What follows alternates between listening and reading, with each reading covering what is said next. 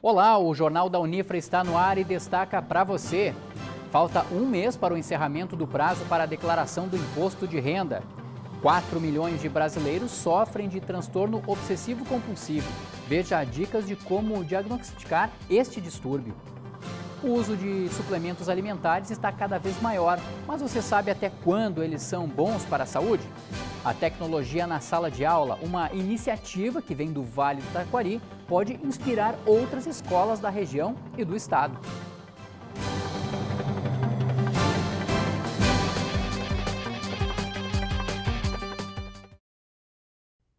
O período para acertar as contas com a Receita Federal está terminando. Falta um mês para a entrega da declaração do imposto de renda. Quem traz mais informações sobre o assunto para a gente é a Andressa Scherer. Olá, Andressa. Olá, Jareta. Em Santa Maria, 55 mil contribuintes devem declarar o imposto de renda. Conforme a Receita Federal na cidade, até o dia 29 de março, 12.190 pessoas haviam acertado as contas com o Leão. O prazo para declarar o imposto de renda termina às 23 horas e 59 minutos do dia 30 de abril. É importante ficar atento ao prazo, já que quem não fornecer as informações no período estipulado estará sujeito a multa. E devem declarar o imposto de renda as pessoas que receberam mais do que R$ 26.816,55 em 2014. A declaração deve ser feita online pelo site da Receita Federal e lá também é possível baixar os aplicativos para fornecer as informações também pelo tablet ou smartphone. Jareta. Estima-se que no Brasil mais de 4 milhões de brasileiros sofram com o transtorno obsessivo-compulsivo, o popular TOC. O diagnóstico da doença ainda é difícil, já que na maioria dos casos a pessoa não admite que algo está errado e evita procurar ajuda.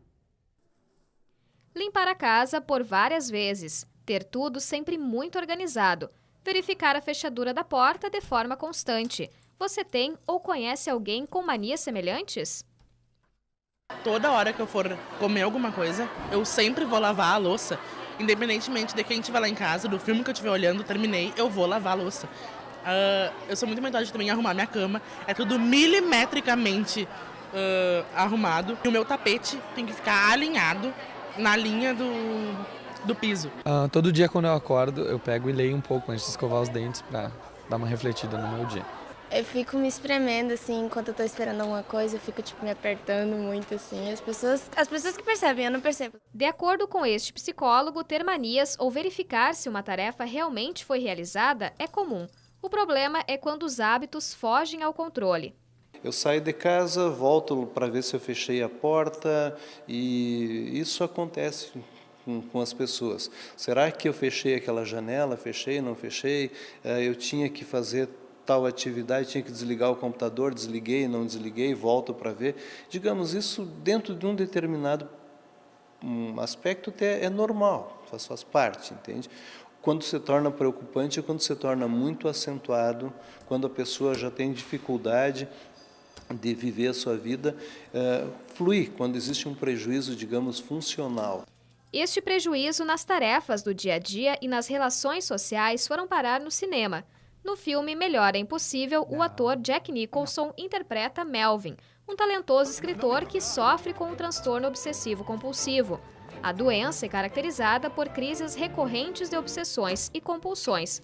O portador começa a desenvolver rituais de limpeza, checagem, organização, simetria e colecionismo, como forma de controlar os pensamentos e aliviar a ansiedade. E vieram parar aqui.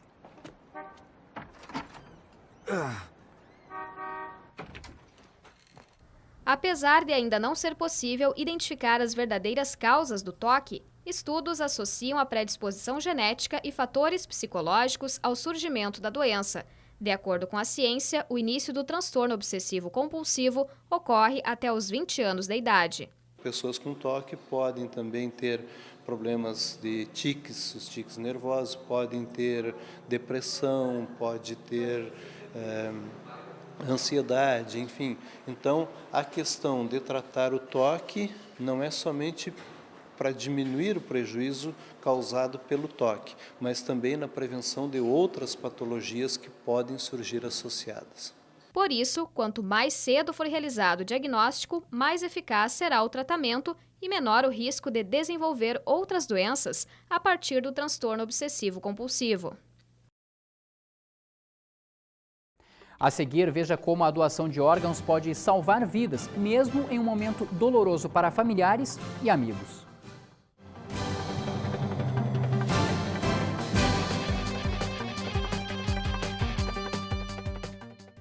Inocência, energia que marca o nosso dia a dia. Cuide do nosso futuro, cuide das nossas crianças, com seu gesto de ternura. Santa Maria avança. Seu gesto pode mudar a realidade de muitas crianças. Colabore com a escola Nosso Lar.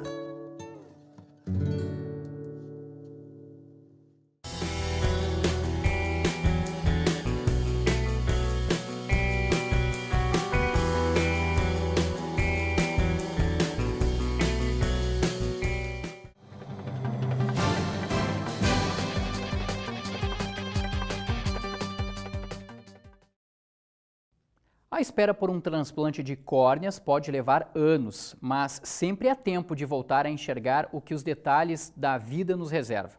Para isto, basta a conscientização e solidariedade das pessoas em um dos momentos mais complicados para o ser humano, a perda de um familiar. E é dos familiares a difícil missão de liberar a doação de órgãos. Confira a reportagem produzida pela UX-TV da Universidade de Caxias do Sul. A gente pensa assim, nossa, se não pudesse ter a visão, o que seria, né? A gente não se dá conta da maravilha de enxergar, a não ser no momento que a gente perde isso. Outubro de 1996. Descobri quando tinha 26 anos, em função de uma lente de contato que não se adaptou. Aí o médico desconfiou, tive que ir a Porto Alegre fazer os exames e realmente veio o diagnóstico do ceratocone, que seria o afinamento da córnea. O ceratocone é uma doença que está associada à baixa visão, com alto grau de miopia e astigmatismo.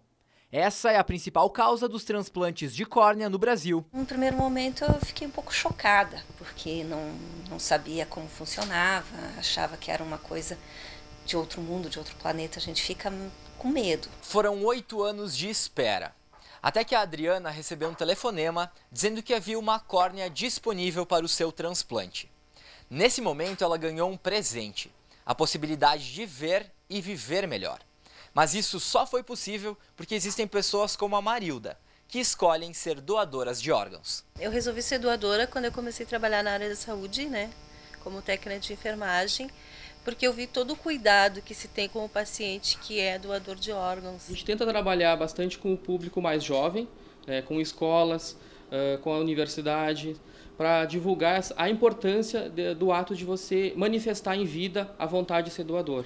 Avisar em casa, por exemplo, aos meus familiares qual que é a minha vontade. Eu quero ou não quero ser doador. Ninguém espera a morte, ninguém deseja a morte de ninguém. Mas se a morte, eu sempre digo, se a morte é inevitável, se pudermos ajudar outras pessoas, nossa, para mim, eu tenho uma gratidão imensa. Hoje existe uma lista estadual. Então existe algum perfil dentro dessa lista dos receptores. Muitas vezes o perfil da córnea que a gente tem aqui, a característica da córnea, não se enquadra no perfil dos receptores que temos no estado. Então essa córnea ela é oferecida para a Central Nacional, que fica em Brasília. E ela é que vai direcionar então para outros estados. Visão é tudo. Poder enxergar, eu olho ali. No caso, ali para fora, nós temos a área verde. Então, final da tarde, assim, o pôr do sol. Se a gente não tem a visão, a gente não enxerga nada. Vai para um local diferente. Tem o meu gato, ver ele crescendo, meu sobrinho.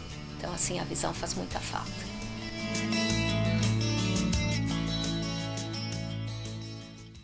Para ter acesso ao cadastro e outras informações sobre transplante de córneas, basta acessar o site www.doecorneas.org.br.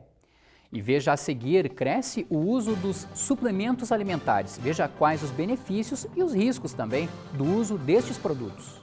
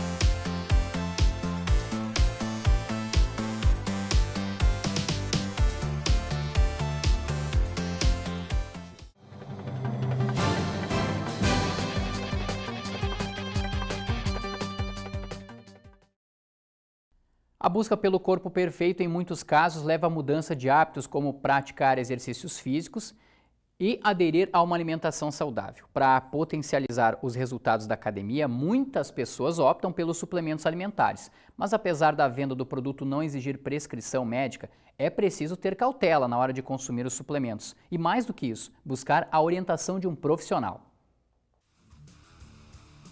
Suplementos alimentares são produtos destinados a suprir as necessidades nutricionais do organismo. Eles são registrados como alimentos e vendidos em lojas especializadas, como a que o estudante de Educação Física, Cláudio, trabalha. Segundo ele, existem 3 tipos de suplementos, que são os mais procurados pelos consumidores. O Whey Protein, que é a proteína do soro do leite. Basicamente, eles reduzem muito a quantidade de lactose do leite, é reduzida isso, e concentram a proteína em pó. A albumina, a proteína da clara do ovo, é um tipo de proteína de absorção mais lenta. Ela vai te ajudar também no ganho de massa. A creatina também é um tipo de proteína que ela aumenta a capacidade da célula do músculo de absorver um pouco mais de água. Então tu fica um pouco mais inchado e também tem um benefício de ganho de força e resistência com ela. Leonardo é personal trainer de uma academia da cidade. Há 10 anos, quando começou a praticar musculação, ele pesava 75 quilos. Hoje, com a combinação de exercícios físicos e o consumo de suplementos, ele teve um ganho de massa muscular e está com 102 quilos. É mais pela estética mesmo, realmente. Mas também a gente sabe que eles são complementos que têm vitaminas, minerais, então também pela questão da saúde. Né? Depende se eu vou tomar antes do treino, tal suplemento, ou depois do treino, aí a alimentação ela é adequada. Mas normalmente eu costumo alimentar de 3 em 3 horas, como é o mais indicado, né? Então o suplemento fica mais ou menos como complemento da alimentação, não substituto. Né? Hoje no Brasil existe uma infinidade de suplementos alimentares à venda, mas apesar de não ser exigida a receita médica no momento da compra, a recomendação é de que o produto só seja consumido com a orientação de um profissional. São alimentos concentrados, com muitas vezes concentrações muito altas de alguns elementos, mesmo como vitaminas, minerais. Tem um risco de extrapolar necessidades, sobrecarga renal, sobrecarga hepática, ganho de peso, porque muitas vezes as pessoas usam suplemento imaginando que vão conseguir reduzir peso. E na verdade não acontece se você não tiver a necessidade do suplemento. Então é importante que tenha sido feita uma análise, um cálculo exato de realmente o que se precisa utilizar para não ter um efeito contrário do que se quer. É preciso ficar atento também à venda irregular. Em 2014, a Agência Nacional de Vigilância Sanitária, Anvisa, proibiu a comercialização de 20 marcas de suplementos constituídos à base da proteína do soro do leite. A lista dos produtos liberados para consumo pode ser conferida no site portal.anvisa.gov.br. A tecnologia passou a fazer parte da vida de todos nós, seja no trabalho, na educação, em casa. Em Lajeado, as escolas do município adotaram a informática como método de ensino aos alunos. E os resultados surpreendem pais, professores e até mesmo os estudantes. Veja na reportagem da TV Univates. A tecnologia invadiu o mundo da educação. Com os alunos cada vez mais conectados, as escolas enfrentam um novo desafio: dominar as ferramentas. Se até bem pouco tempo atrás quem dominava o conteúdo, quem tinha acesso à informação eram os professores, hoje ela está à disposição de toda e qualquer pessoa, né? E em todo e qualquer espaço, a partir da utilização principalmente da rede, com os smartphones, com os tablets, com os computadores, né? Que facilitam isso grandemente. Isso traz sim um impacto forte dentro da sala de aula na medida em que nós temos agora a possibilidade de contar com um aluno que a toda e qualquer afirmação do professor pode contestá-lo a partir de informações que ele acessa em tempo real, né? Em Lajeado, a 120 quilômetros da capital Porto Alegre, 99% das escolas têm acesso à internet. De acordo com o censo escolar de 2013, nas 70 escolas há 952 computadores. O recurso está tão presente na vida escolar que existem mais laboratórios de informática do que salas de leitura. Os tablets ganham espaço e começam a ser utilizados na própria sala de aula. Essa escola particular iniciou há 3 anos o processo de implantação de livros digitais. Os alunos não são obrigados a comprar os tablets, mas quem os tiver pode acessar conteúdos extras dos livros físicos. Muda a questão logística, muda a questão de interesse, muda a questão de agilidade nos processos e principalmente na questão de mobilidade. É uma interação de conteúdos que a gente tem, uma nova ferramenta de pesquisa, onde o aluno sai daquele ser que somente recebe conhecimento, mas vai em busca do conhecimento e relaciona com o dia a dia. E a gente é os mediadores desse conhecimento. O material não tem só conteúdo educativo. Então, como manter a atenção dos alunos focada no estudo? Essas demandas poderão acontecer em qualquer contexto, inclusive o livro físico. Então, se o aluno tiver essa intenção de fazer um desenho no caderno, ele vai fazer. Então, eu acredito que o grande ganho seja nós estarmos muito mais próximos no mundo deles. Às vezes dá um pouco de vontade, né? Mas acho que a gente só pode usar mesmo para os estudos. Pelo menos é o que vocês tentam fazer. A gente tenta. Sempre há um momento, mas assim, a gente consegue fazer com que o aluno se volte a nós, interagindo com ele, a gente conversa. E eles voltam sempre ao deslize, mas a gente percebe que eles sempre voltam novamente para o conteúdo, porque a gente propõe algo interativo que seja interessante para eles também. Na cidade, a rede pública não fica para trás. O professor Paulo fala com orgulho da estrutura e do fascínio das crianças na escola municipal. Nossa, os alunos são apaixonados pela tecnologia. Porque muito da tecnologia que eles vivenciam aqui na escola se aproxima da realidade que eles têm fora daqui. Então, é algo, creio eu, que seja uma tendência da escola. Na verdade, ao invés de se distanciar da comodidade, do conforto, do aconchego que o aluno tem fora da escola, o que acontece é que é bem o contrário. O aluno, na verdade, se aproxima da realidade que ele tem fora, e o que acaba tornando algo diferenciado realmente e muito atrativo para ele. Né? O governo do Rio Grande do Sul começou no ano passado a distribuir tablets para professores da rede estadual. 78 professores de Lajeado já receberam o equipamento e formação de 8 horas. Nessa escola, apenas 3 já têm os tablets em mãos. A resistência e a inabilidade vêm à tona. Nenhum deles utiliza a ferramenta. Está guardado. Não estão trazendo para a escola, nem usando nada. Na era digital, né, os professores assim que têm acesso aos tablets, né, eles têm a dificuldade no domínio da máquina. E a estrutura tem ou está tomando forma. Alguns professores precisam apenas derrubar a barreira do novo. Utilizar a tecnologia de maneira eficaz exige criatividade. Se nós não corrermos atrás, nós seremos atropelados porque hoje em dia o mundo anda. Então, e os alunos estão também bem informados. Então, nós temos que acompanhá-los e nós ajudar eles, né? Porque o nosso aluno tem muitas condições, tem muitos recursos então eu tenho que modificar o meu modo de agir. E para me mudar, eu preciso reaprender. O Jornal da Unifra fica por aqui. Você também pode conferir a nossa programação no nosso canal do YouTube, o Unifra Online. Até mais!